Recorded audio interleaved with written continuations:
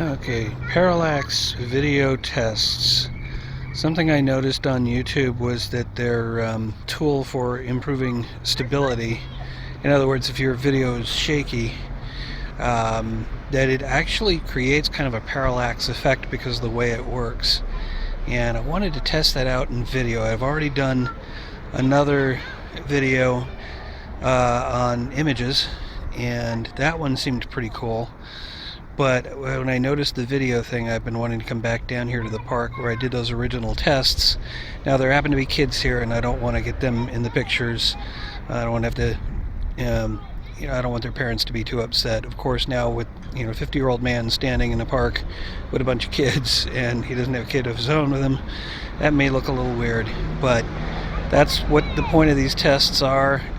The other thing is my hands are pretty shaky as it is. I don't know what that's about, but they always have been.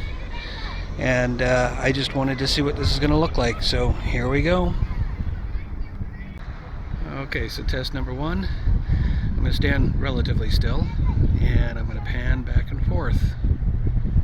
And we'll see how this ends up looking.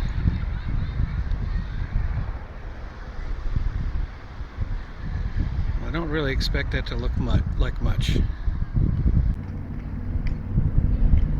Test number two, I'm going to stay in the same plane and move left to right. Not the plane that I have in the picture, but the same axis, if you will. So,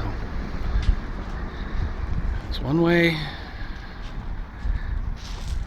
That's another way.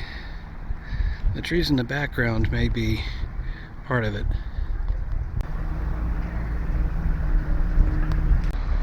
Test number three, I'm going to walk along that plane, but not go back and forth. I'm actually just going to keep moving.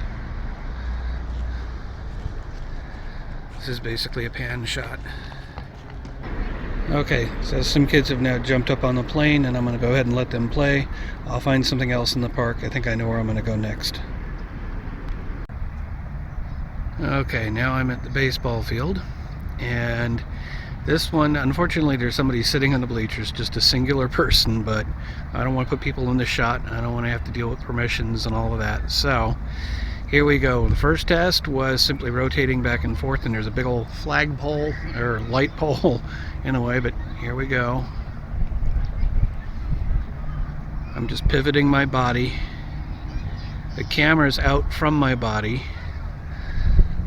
so it's not a true pivot on a point. But we'll see what this looks like. And a boring intermediate shot so that YouTube can detect the scene change. And now, and I'm not sure if the composition of the shot's really going to show me much, but I'll do some other tests. So now we're going to go in the same plane. We're just going to go left and right. Well, it's almost the same plane. There may be a little bit of zoom involved there. A chance for YouTube to detect the scene change. And finally, for this one, we're going from the light pole to a tree. So we're just gonna, this is a true pan shot, or I guess they call it a dolly shot.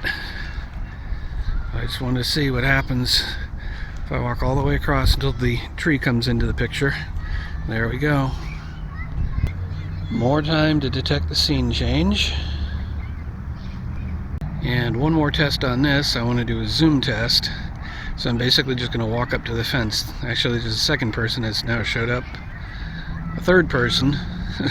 They're gathering. Anyway, here's the zoom test. I'm just walking up to it. Let's see. Whoops. Well, that was shaky. Might as well zoom back out.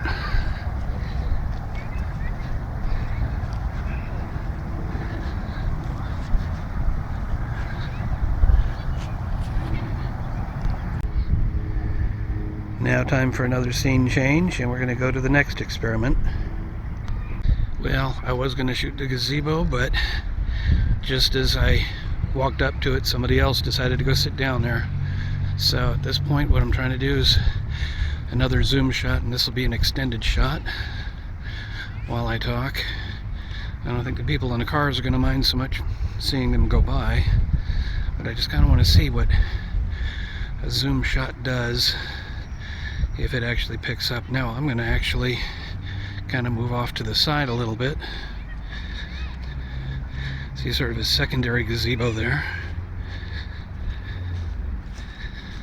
And not that you're too interested in the garbage cans, but that's sort of a point for me to aim for. So I'll switch direction again. This is a longer sort of test.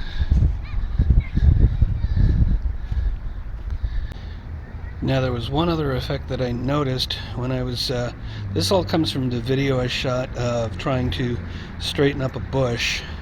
That's a 20-something minute video. I don't know that anybody's really going to want to watch a long video for that, but I noticed when I have something textured like this table here, depending on where my focus is, it may do different things. Apparently when I shot part of that video where I had a come-along sitting on top of a table and I was talking about it, it was focused on the ground, not on the table, if that makes sense, and it made for a really interesting effect. So now I'm going to intentionally change the focus to see how this looks. Now we're focused on the ground. I'm going to pan across the table and back to the ground. More grass to detect the scene change. Now the focus should be on the table, not the ground. I'm going to move forward. The camera itself may autofocus while I'm working here, so I'm going to have to see if there's a way to turn it off. Okay, with any luck, I've turned it off, I think. It looks like it's on manual focus now. And I've focused it on the ground, so table should be somewhat blurry. Let's see what the effect is.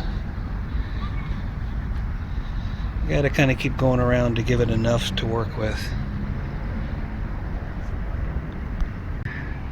That should theoretically be focused on the table instead of the ground, but this camera seems to actually have a little too much depth of field for me to really test that. So let me actually try and go along the table this way and see what that does.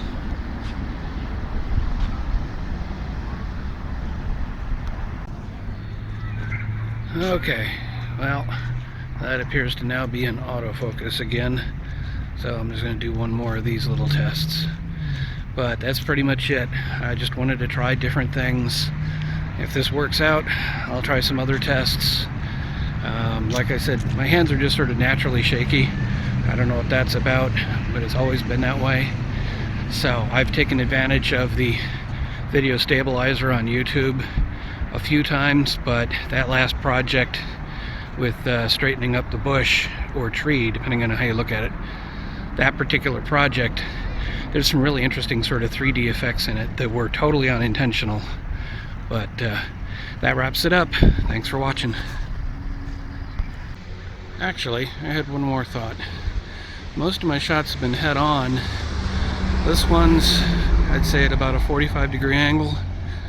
It's not the subject matter that it's about, but I just want to see as I move along at an angle. Now this is a school, but looks like the kids are gone, so just wanted to see what this looks like.